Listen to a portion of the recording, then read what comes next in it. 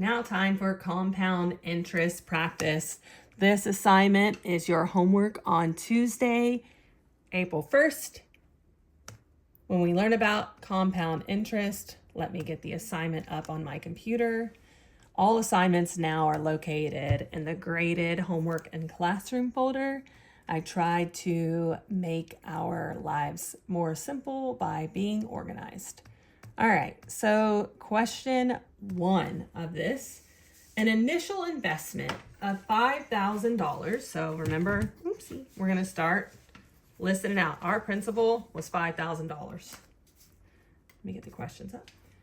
It grows continuously with an annual interest rate of 2.5%. Remember, we're gonna move that decimal to the left too.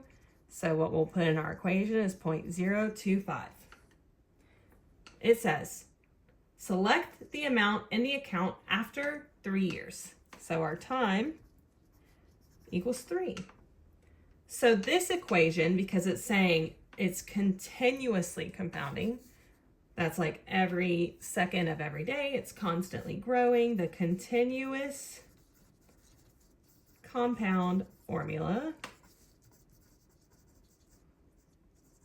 is A equals P. Remember, we just learned about base E. Unless you're doing this on homework or over spring break and you haven't learned about base E, we will be learning about base E soon. So A equals the principal times base E, Euler's number, to the power of our rate times T. So that is A equals 5,000 times E, that's in your calculator, to the power of 0.025 times 3, which is 5,000 times e to the power of 0.075, which comes out to 5,000 times 1.077884. So the amount after 3 years will be $5,389.42 for an answer of C. All right, number 2.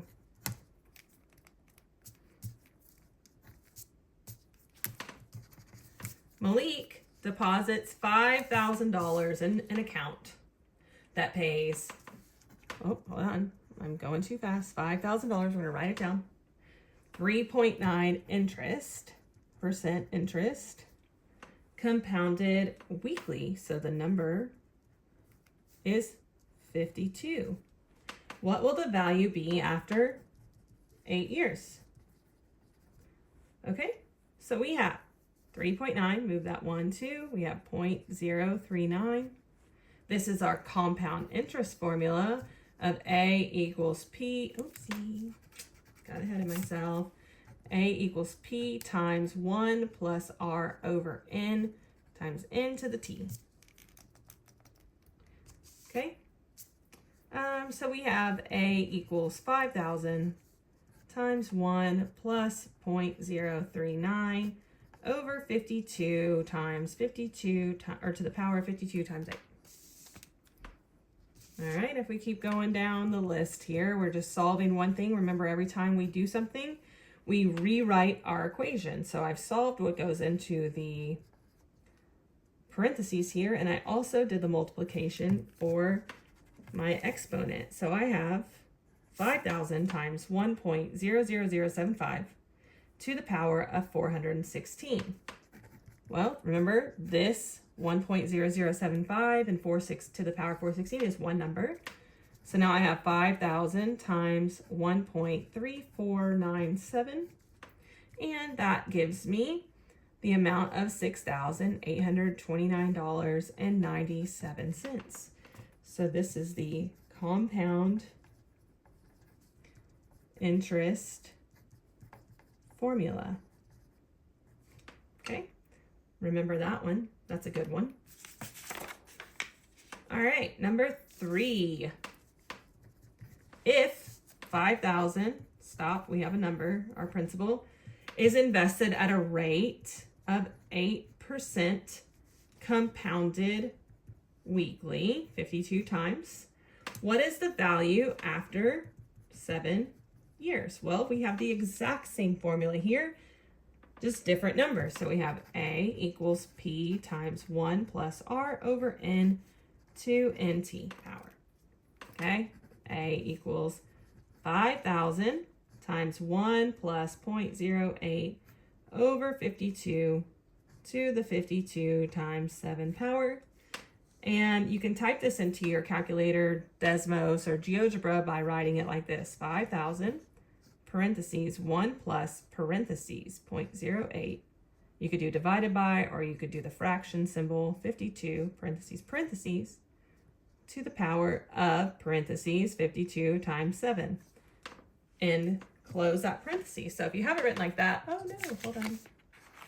If you have it written like that, you can just put that in the calculator and hit equal, and what that's going to come out to is $8,749.60. Make sure your parentheses are in the right place to get that answer. So after 7 years, that account made $3,749.60. Pretty good deal.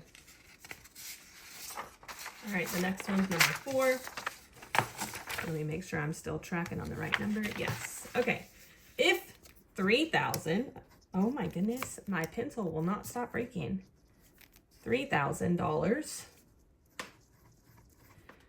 is borrowed at a rate of 12% interest per year, what is the amount due at the end of 5 years if the interest is compounded ... So what this is saying is that when you deposit money into a savings account, you are loaning the bank money and they are paying you the interest. When you take a loan, the bank is loaning you the money and you are paying them the interest. So that's what we're seeing here, okay? So it wants to know if your interest rate is compounded annually, monthly, daily, continuously, depending on the type of loan. That could be the case. So we have annually, our N equals 1. Monthly, our N equals 12. Daily, our N equals 365. And continuously, remember that's that other formula of A equals PE to RT. So we have our other formula. We have A equals P times 1 plus R over N to NT. So for annually, A equals 3,000 times 1 plus, remember this 1, 2, so we have 0.12, 0.12 over 1 times 5 to the power of 5 times 1. So when we do this systematically and we show all of our work, we have 3,000 times 1.12 to the 5th power. And we put that in our calculator, just like this, with little parentheses and everything. We get A equals $5,287.03. So you took out a loan of $3,000 and you agreed with the bank that they would compound it annually for 5 years. You would pay it back over 5 years at a 12% interest rate annually. You then paid back, that's what this is saying, $5,287.03. So the bank made $22.87 off of you loaning $3,000 from them. All right, monthly.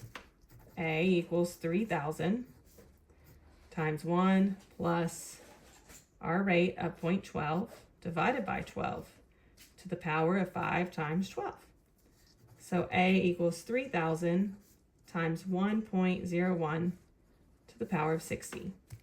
So that's, when we put that in our calculator like that, we get A equals 5450.09, $5,450.09. I do go a little quicker on these videos because you have the absolute ability to pause, rewind. So I'm going faster than I would in class, but I'm still trying to make sure I explain it all to you. So if you do have questions outside of what I'm doing on this paper, please let me know by email or anything else. So daily, A equals 3,000, that's our principal, 1 plus our rate of 12% over 365, because that's the number of times it's compounded, to the power of 5 times 365. So I put that in my calculator and I get A equals $5,465.82. So again, you got kind of like a predatory loan and it's compounding daily. You've now paid them back $2,465.82 over what you took a loan. So now we have our continuous. It is compounding continuously. So we have A equals 3,000 times E to the power of 0.12 times 5. So that's A equals 3,000 E to the power of 0.6. Put that in our calculator. A equals $5,466.33. What a great day it would be to be a banker, because this bank has made anywhere between $22.87 to $24.66 off of this lender. Terrible day to be a lender, awesome day to be a banker. So now, students study a large volume of information. Unfortunately, people do not retain information for very long. The function, it gives us this formula, f of x equals 80e, base e, to the power of negative 0.5x plus 20. So remember, these are transformations. Remember that. This is our asymptote, is 20. Don't forget. Describes the percentage of information, f of x, that a person remembers x weeks after learning the information without repetition. So what percentage is retained after 1 week? So we have f of 1. 4 weeks, f of 4. And 1 year, but we're in the measurement of weeks, so we will change that to 52. All right, so we have 80 e to the power of negative 0.5 times 1, that's where our x goes, plus 20. Put that in our calculator, 68.5%. Now, f of 4 equals 80 base e to the power of negative 0.5, and our 4 goes here, plus 20.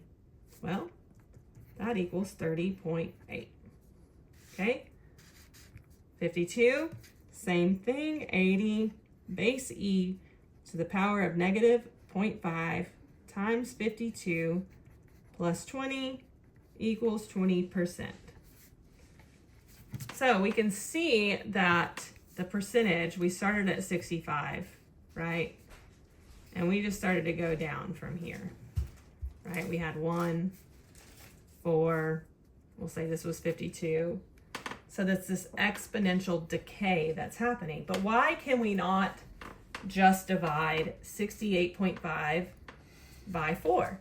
And then this answer by 52. Well, that's linear. That's a linear change. So in class, when we talk about how things will change over a linear time, this would be the same like that. Exponential decay is something that it will go slowly. It will meet the linear result at a time, and then will decrease rapidly, more rapidly. Now, it's the same when we are investing money. We'll learn this in class. Investing money at a linear rate will go like this.